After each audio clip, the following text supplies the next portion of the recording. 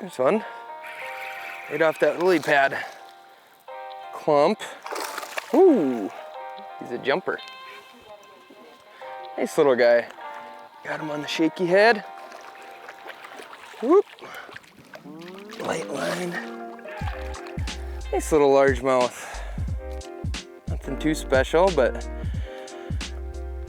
we're just kind of cruising down this edge, and we've been noticing some bluegill beds on side imaging. And so obviously with bluegill beds comes bluegills, and with bluegills usually comes bass.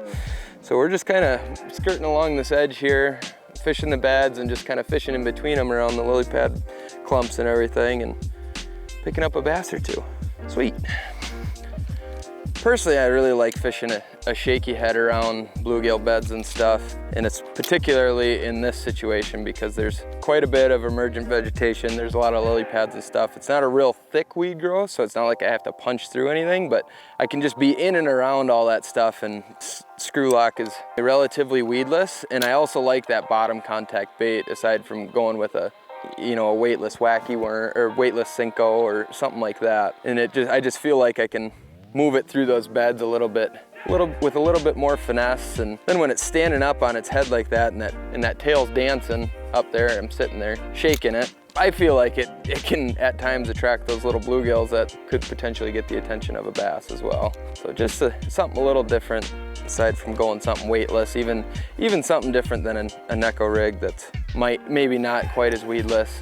So we had a really awesome game plan coming into today of, being out in a little bit deeper water. We found an awesome spine of boulders, dropped a huge long line of waypoints on it, and just fished it really thoroughly with crankbaits and hardheads and biffle bugs, everything. And I'm convinced that the fish just aren't there, because if they were, we would have been getting bit. So coming in, moving in shallow, we aren't gonna abandon our side imaging. We're still using it, finding these bluegill beds up shallow.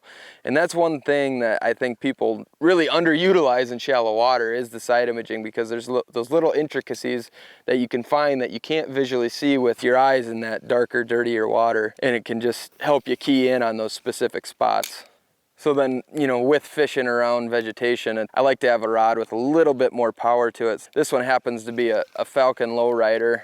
It's actually their shaky head rod. It's a medium power, 6'10", so because I'm not out here making super long casts out to isolated structure. I'm making shorter flips into the shallow water, and so it's not real cumbersome, and not using a real long rod. I can control it pretty well in these closer quarters, but then it's got plenty of juice to get a fish up and out of the cover if he gets into those lily pads. So then with that, it's always important, obviously, when fishing any kind of spinning gear, to have a high quality reel. This is a 2500 series Daiwa Fuego. It's a nice little reel. It's not too heavy, pretty compact, and again, I'm not making super long casts or anything like that, so it's the perfect size for that. I can pick up line pretty quickly in these shallow water. And then on that, I've got an 8-pound braided line. This is 832, and I like that I've got a real short fluorocarbon leader. Obviously these days most people are fishing a braid to a fluoro leader, but this is a pretty short leader, and I have that because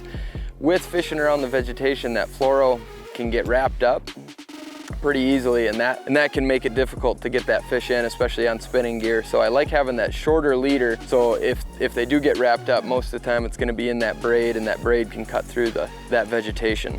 There we go. Woo! Coming way out of the water in this warm water. It's so much fun. Another little guy, but able to get him up out of the cover. On that shaky head again, just pitching around this vegetation and the bluegill beds. He wasn't coming off. Yeah, a little largemouth. Just ate it right up. Super fun in this warm water. Super effective with that shaky head. Finding those bluegill beds with side imaging, catching a fish or two.